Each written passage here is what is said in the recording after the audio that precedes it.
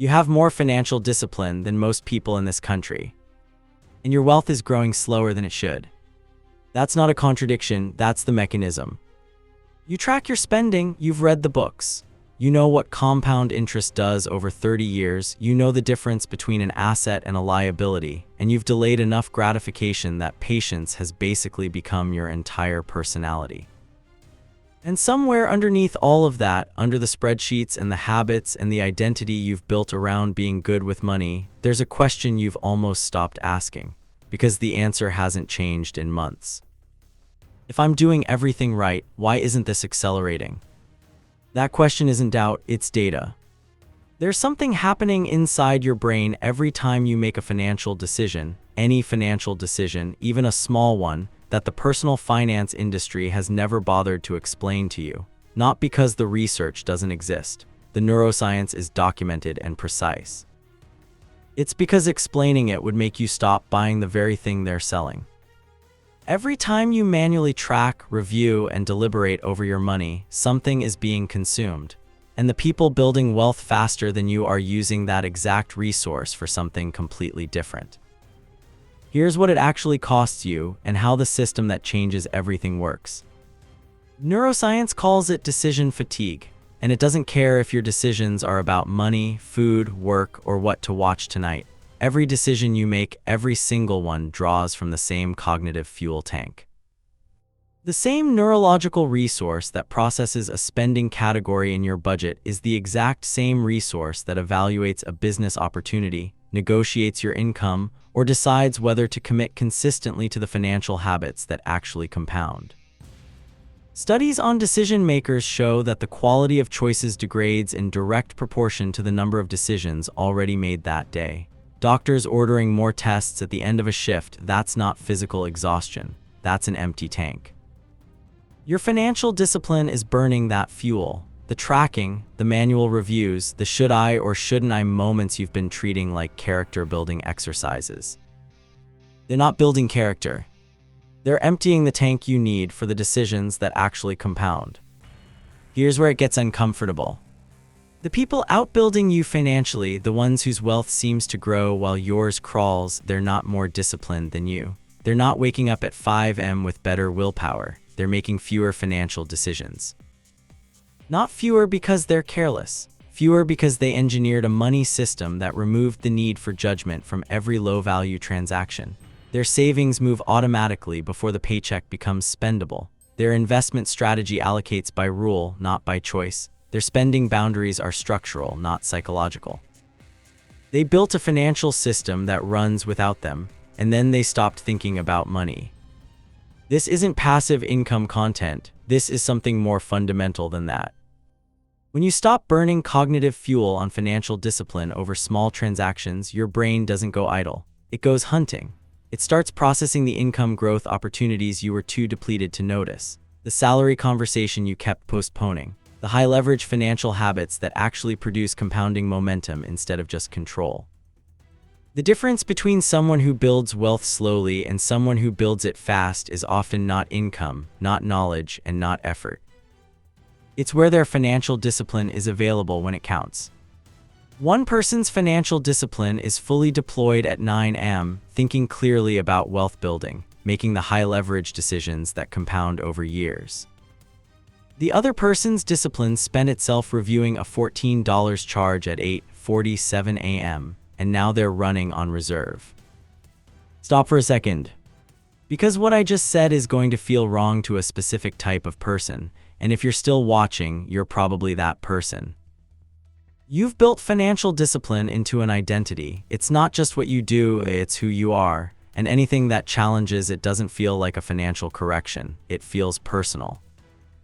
But here's the reframe that changes everything about how you build wealth. Discipline was never supposed to be effort you repeat daily. It was supposed to be effort you spend once, designing a money system that makes the right behavior automatic. The most disciplined thing you can do with your finances is eliminate the need to be disciplined about them. The highest performing people in any high-stakes field don't leave their best cognitive resources for last. They protect their peak decision-making state for the moments that change outcomes. Everything else gets automated, delegated, or eliminated entirely. Your financial habits should work exactly the same way.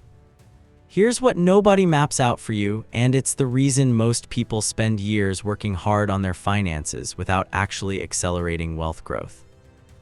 There are two types of financial decisions, and almost every money management system you've ever been taught has trained you to master the wrong one. The first type, low leverage decisions. These are the transactions, tracking where your money went last week, manually reviewing categories, moving money between accounts, deciding in the moment whether a purchase fits the budget. These decisions feel productive because they require effort, but their ceiling is fixed. The most optimized version of this behavior saves you a few $100s a month. Its upside is capped by definition.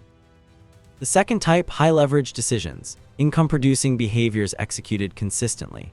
Investment strategy you actually follow through on, recognizing when your career or market is presenting a moment where a single decision outperforms a decade of saving. Identifying the structural money leaks that don't appear in your budget because they're not behavioral, they're architectural. These decisions have no ceiling. A single well-executed high-leverage financial decision can do what 10 years of tracking cannot.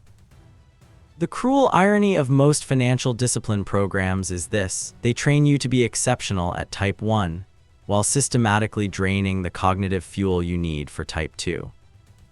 You're not building wealth slowly because you lack commitment. You're building it slowly because your best mental energy is deployed in the wrong allocation. And this is the part nobody wants to sit with.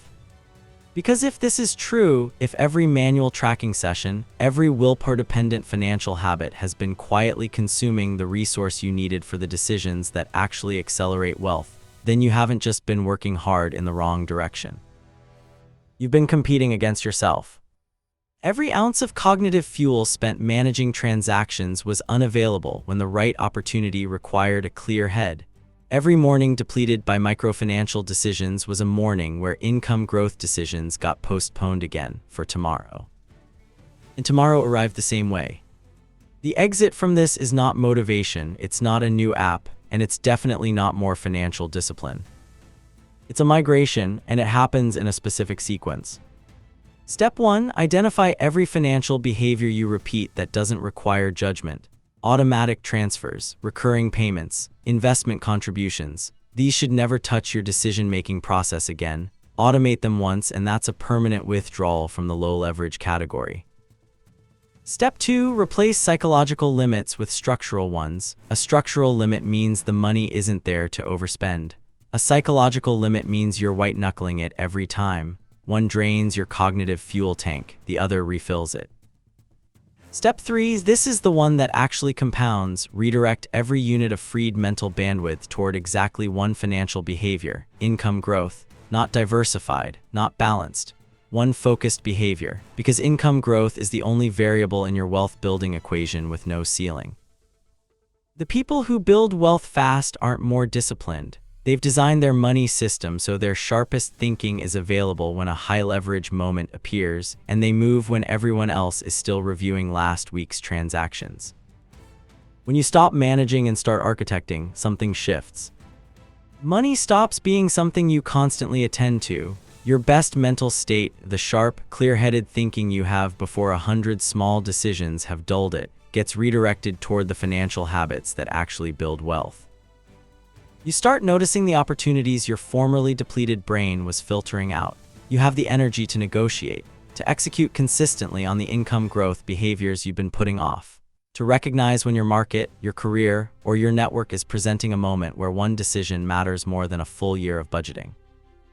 That's what real financial discipline looks like, not tighter control over transactions. A money system designed to protect your best self for the decisions worth making. Here's the question I want to leave with you.